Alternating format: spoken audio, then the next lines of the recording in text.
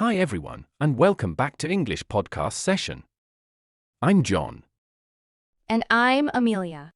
Thanks for joining us today for an exciting and very relevant topic, Dopamine Nation, the impact of instant gratification on mental health. That's right, Amelia. Today we're diving into how technology fuels our craving for instant gratification, the challenges it brings, and how it impacts mental health. Plus, we'll explore strategies to overcome these challenges and set long-term goals. We'll also have a vocabulary section to help you expand your English skills.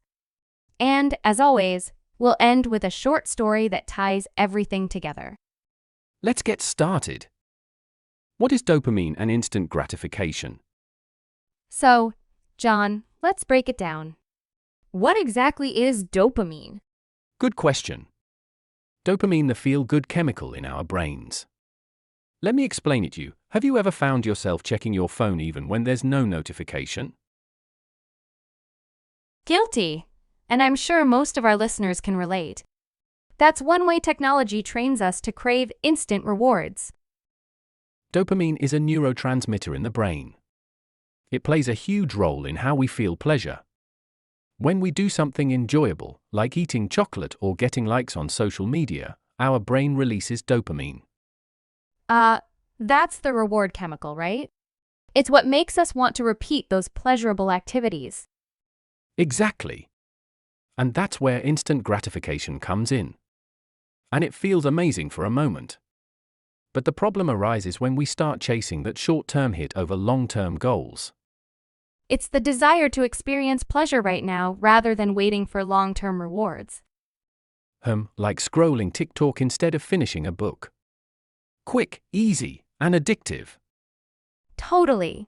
The problem is this constant craving for instant rewards can disrupt our ability to focus on long-term goals. Now, let's talk about how technology contributes to this need for instant gratification. Social media, for example. Oh, absolutely. Social media apps are designed to be addictive. You post a picture and bam, likes and comments flood in. It's like a dopamine hit factory. And it's not just social media. Think about online shopping. One-click purchases, same-day delivery, it's all about instant gratification. But let's pause for a moment. What does instant gratification really mean? Great question. Instant gratification is the desire to experience pleasure or fulfillment without delay. It's the opposite of delayed gratification, which requires patience and self-control. But these conveniences come at a cost. Over time, they can make us less patient and more anxious. It's harder to enjoy slower, meaningful experiences. While instant gratification feels good in the short term, over time it can make it harder to focus, form healthy habits, or achieve long-term goals. One major impact is the feeling of dissatisfaction.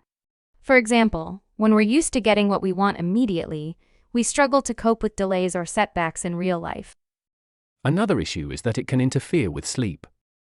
For instance, binge-watching a show or scrolling at night disrupts our natural rest cycles.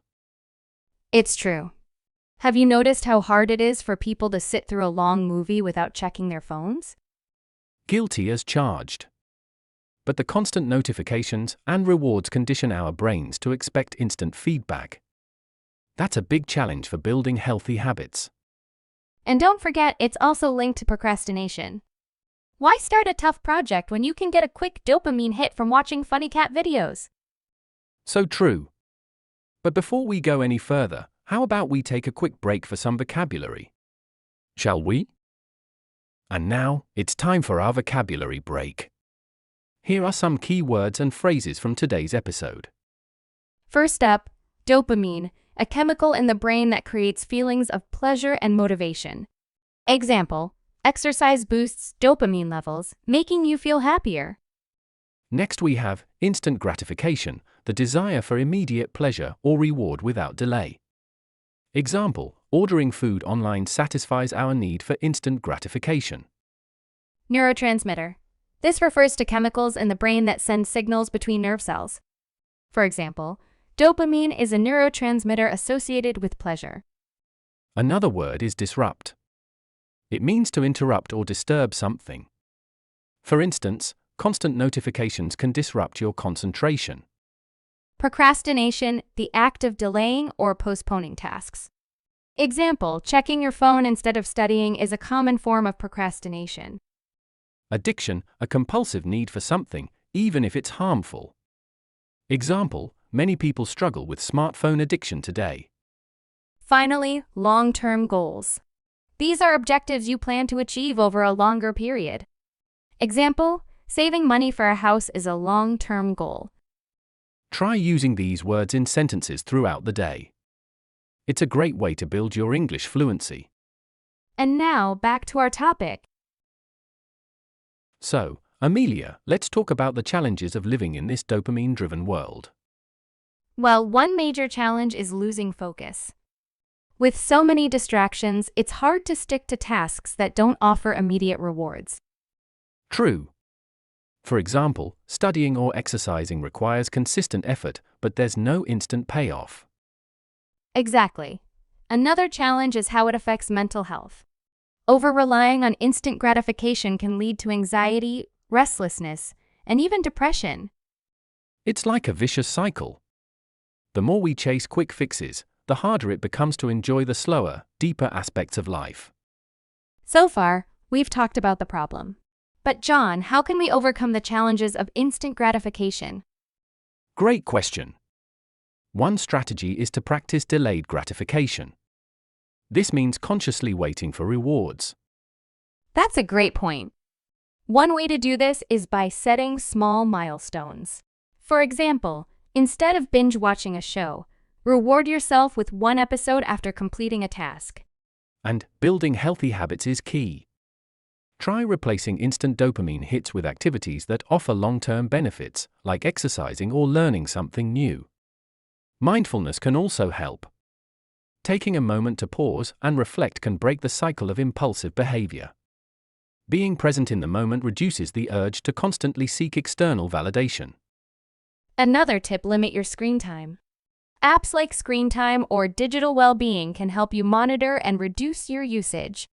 Absolutely. And remember, it's okay to enjoy technology, but in moderation. Awareness is the first step to making positive changes.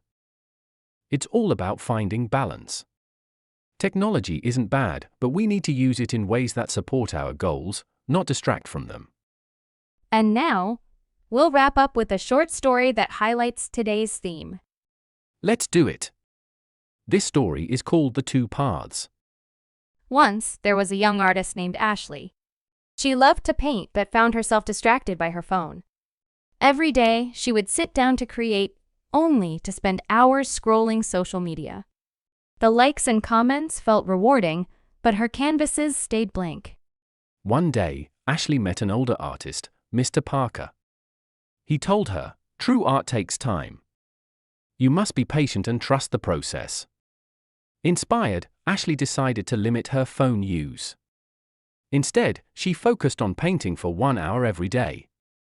At first, it was hard. She missed the instant gratification of her phone. But over time, Ashley's skills improved. Months later, her paintings were displayed in a gallery, and she felt a deeper satisfaction than ever before. The moral of the story? Sometimes, the best rewards are the ones you have to wait for. Beautifully said, John.